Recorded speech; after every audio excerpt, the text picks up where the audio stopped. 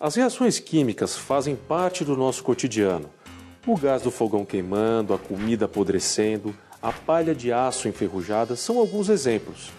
Para que uma reação ocorra, é preciso que duas substâncias, dois reagentes, entrem em contato. Só assim haverá o rearranjo dos átomos e, com isso, a formação de um novo produto. Agora nós vamos ver quais são os fatores que influenciam na rapidez de uma reação química. Assim, nós poderemos retardar ou acelerar essas reações. Mas, na verdade, nós já fazemos isso no nosso dia a dia e nem percebemos. Por exemplo, quando nós colocamos frutas e legumes dentro de uma geladeira para que eles não apodreçam, o que nós estamos fazendo? Nós estamos retardando uma reação química. Quando nós estamos fazendo um churrasco, nós abanamos o fogo para aumentar as chamas, o que nós estamos fazendo? Nós estamos acelerando. Mas como isso acontece? Quais são os fatores que realmente influenciam na rapidez de uma reação química?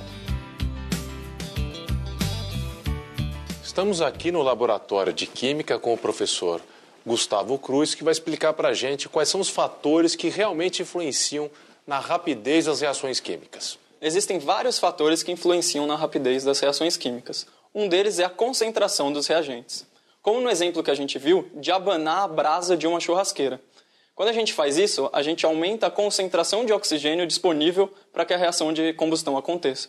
Dessa forma, a reação ocorre mais rapidamente e a gente vê isso com aumento nas chamas. De forma geral, quanto maior é a concentração dos reagentes, maior é a rapidez de uma reação química. Bom, quando os alimentos são guardados na geladeira a 5 graus Celsius, eles demoram até 4 vezes mais para estragar do que na temperatura ambiente. Quando a gente guarda eles em um congelador, esse tempo é ainda maior. Por outro lado, quando a gente usa uma panela de pressão para cozinhar os alimentos, a gente atinge uma temperatura mais alta do que uma panela comum. Por isso que os alimentos cozinham mais rapidamente em uma panela de pressão. Então a regra é, quanto maior é a temperatura, maior é a rapidez de uma reação química. Um outro fator importante quando nós temos um ou mais reagentes no estado sólido é a superfície de contato. Quanto maior a superfície de contato entre os reagentes, maior é a rapidez de uma reação química. Estamos aqui numa marcenaria e vamos conversar com um especialista em segurança, o senhor Sérgio Secarelli, para a gente entender melhor essa relação entre superfície de contato e a rapidez das reações químicas, que tem tudo a ver com segurança, né, Sérgio? Claro. Certos elementos na maneira estável de uso comum, em casa, na garagem, etc., não podem causar um grande malefício. E vamos mostrar o outro lado do mesmo elemento que, de maneira diferente, como, por exemplo, o tronco e a serragem, podem causar grandes incêndios, grandes explosões. Quando colocamos um maçarico nessa temperatura, o tronco fica queimado, preto, né? A casca fica fumegando, com alguns pontos queimando das partes mais finas dessa casca. E nós fazemos isso quando retiramos a ponta do maçarico, ele volta praticamente ao estado anterior. Então isso é uma reação lenta, né, senhor Sérgio? Lenta, uma reação bem lenta e bem controlada no nosso caso. Bom, então agora vamos partir para a serragem, né, senhor Sérgio? Isso. Nós temos a serragem, que é o mesmo material do tronco, só que partilhada de tal maneira que virou praticamente pó. Então veja, o mesmo material em estado diferente, olha o que ele pode produzir. Ou seja, uma reação muito mais rápida. Muito mais rápida. O mesmo material serrado, transformado num pó, se torna extremamente mais perigoso, né? Tanto para armazenamento como para manipulação. Como vimos, na serragem há uma superfície de contato maior, portanto, aumenta a rapidez da reação química. Já vimos quais os fatores que podem influenciar na rapidez das reações químicas. Agora, para uma reação acontecer, é necessária uma energia mínima para ativar o sistema. E o nome dessa energia é energia de ativação. A gente tem que entender que nem todas as colisões entre as moléculas dos reagentes são eficazes.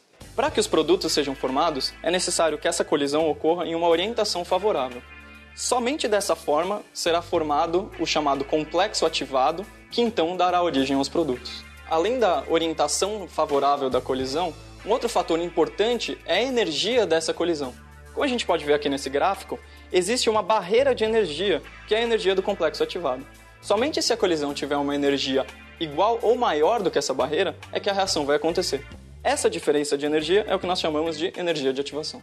O que isso tem a ver com temperatura, com superfície de contato e com concentração de reagente? Quanto maior a temperatura, maior é a velocidade das moléculas dos reagentes.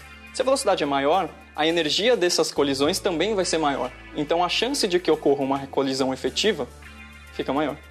Quando a gente aumenta a concentração dos reagentes ou a superfície de contato, a gente aumenta o número total de colisões entre as moléculas do reagente. Se o número total de colisões é maior, a chance de que uma colisão efetiva aconteça também é maior. Existe algum fator que pode diminuir a energia de ativação de uma reação química? Sim, os catalisadores.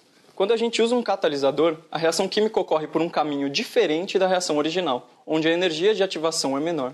Dessa forma, a chance de uma colisão ser efetiva é maior. Então, os catalisadores eles aumentam a velocidade da reação sem ser de fato consumidos nesse processo. É comum o uso de catalisadores no dia a dia? Sim, as enzimas utilizadas, por exemplo, na fabricação de queijos, de álcool e de iogurte, são exemplos de catalisadores. Na natureza, as reações químicas estão acontecendo o tempo todo. Você já deve ter ouvido aquela frase que diz: na natureza nada se perde, nada se cria, tudo se transforma. Ao nosso redor, uma quantidade enorme de transformações está acontecendo, sempre buscando o equilíbrio, a estabilidade.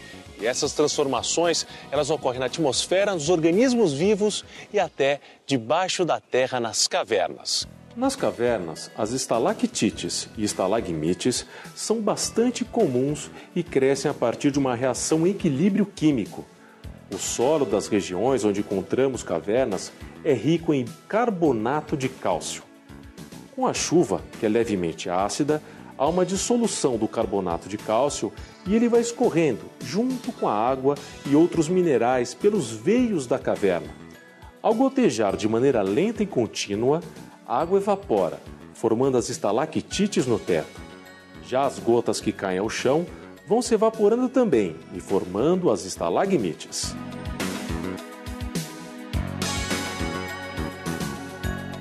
Quando a gente tem o gás carbônico entrando em contato da água, eles reagem formando uma solução rica em íons bicarbonato. Quando os íons bicarbonato entram em contato com os íons de cálcio, eles formam carbonato de cálcio e regeneram gás carbônico e água. Essas duas reações ocorrem simultaneamente e por isso nós utilizamos esse símbolo para representar a reação em equilíbrio. Diversas reações químicas ocorrem simultaneamente nos dois sentidos. Ou seja, os reagentes se transformam em produtos e os produtos se transformam em reagentes ao mesmo tempo. Quando as velocidades dessas duas reações, a direta e a inversa, são iguais, nós falamos que esse sistema está em equilíbrio químico. A partir do momento que o equilíbrio é alcançado, as concentrações de reagentes e produtos passam a ser constantes. Para as diferentes reações químicas, a proporção de reagentes e de produtos é diferente, mas sempre essas concentrações vão ser constantes a partir do momento que o equilíbrio foi alcançado. A gente vai fazer um experimento que relaciona o equilíbrio de duas espécies, o cromato e o dicromato. Essa solução aqui foi feita ao se dissolver o dicromato de potássio em água. Quando a gente faz isso, parte dos íons de dicromato se transforma em cromato. E esse sistema entra em equilíbrio. Agora a gente vai ver como que a gente pode controlar alguns fatores que deslocam esse equilíbrio para o lado de formação dos produtos ou de formação dos reagentes. Primeira coisa, vamos colocar nesse becker aqui um pouco da nossa solução de dicromato de potássio. Bom, embora essa reação ela esteja em equilíbrio, a concentração de íons de cromato aqui é muito maior do que de íons cromato. Por isso que ele fica dessa cor mais alaranjada. E nós vamos utilizar essas duas soluções aqui para alterar o equilíbrio. Uma é uma solução ácida de ácido clorídrico e outra é uma solução alcalina de hidróxido de sódio. Quando a gente adiciona o hidróxido de sódio na nossa solução de dicromato, olha só o que acontece. Nossa, mas ficou amarelo bem mais claro. Exatamente. Isso porque a base reagiu com os íons H+, e deslocou esse equilíbrio para a formação do cromato, que tem essa coloração mais clara. Agora, quando a gente adiciona íons H+ no nosso sistema, a gente vai deslocar o equilíbrio para o outro lado e formar novamente o dicromato. Voltou a cor que estava antes. Agora sim. Ou seja, essa reação mostra que nós podemos controlar para qual lado esse equilíbrio vai estar deslocado e assim formar mais daquela espécie que seja interessante para a gente.